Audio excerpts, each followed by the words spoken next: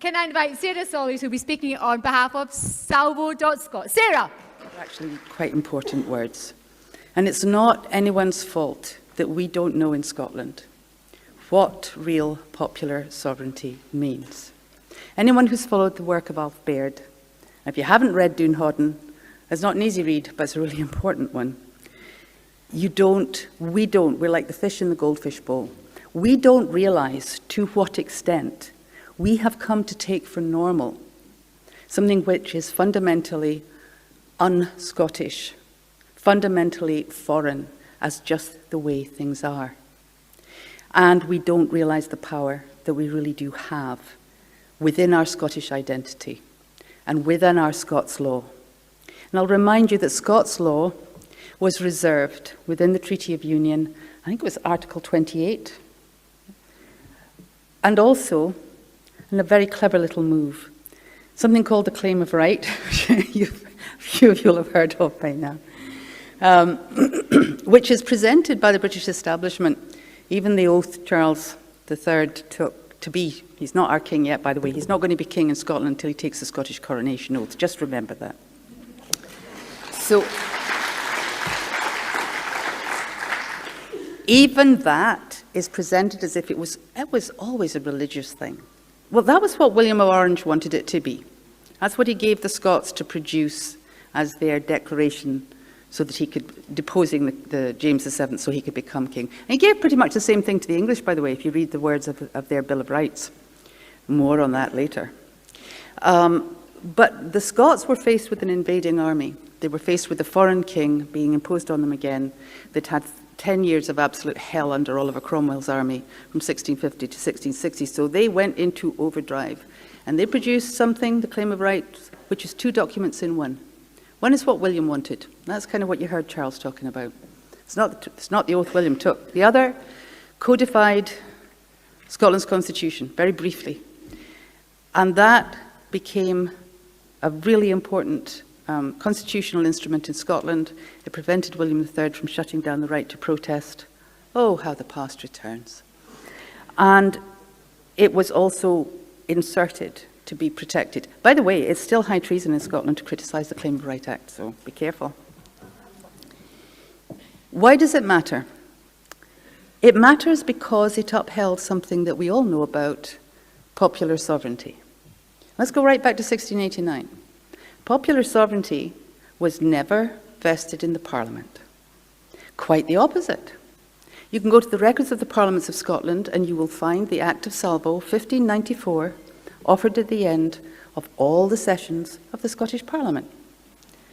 Salvo jure cuius libet, which means saving the rights of anyone for every bit of business they'd just done. In other words, if they had overstepped the limits, if they had violated any of your rights, my rights, they could be referred. They could be taken to the Court of Session and whatever they'd been done, taken down. By the way, according to Stair, who is a legal expert of the last century, or previous century, the Court of Session still reserves the right to strike down any law that was passed by Westminster, which violates Scots law. Isn't that great? Right. Thank you. What's important about this? So you understand the sovereignty is outside the Parliament. Always was, can't be any other way. Because what sovereignty means is that you're sovereign over the Crown, you and me, all of us, sovereign over the government, sovereign over the Parliament, and, according to the Claim of Right, sovereign over the courts, including the Court of Session. You're the final say, you're the final word. That's who we are, and that's what the Scottish Constitution says. Why does that matter? In 1989, when a non-legal, non-binding, non-statutory Scottish Constitutional Convention put forward a statement that the Scottish people are sovereign and have the right to determine the form of government best suited to their needs, and that was put forward to Westminster, there was not one vote against it. Why? Why? When they crowd those benches to boo and call, it's one of only two SNP motions that ever went through. When they crowd to boo and jeer and vote us down every possible time they can, why did they not vote against something that radical? Why did they not vote against something that completely contradicts Westminster parliamentary sovereignty.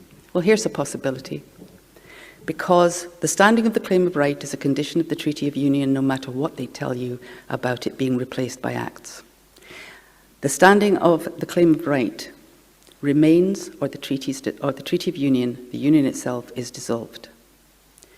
So I suggest that that's why they have never voted down that statement. And once we understand that, we understand that we can go right around Westminster.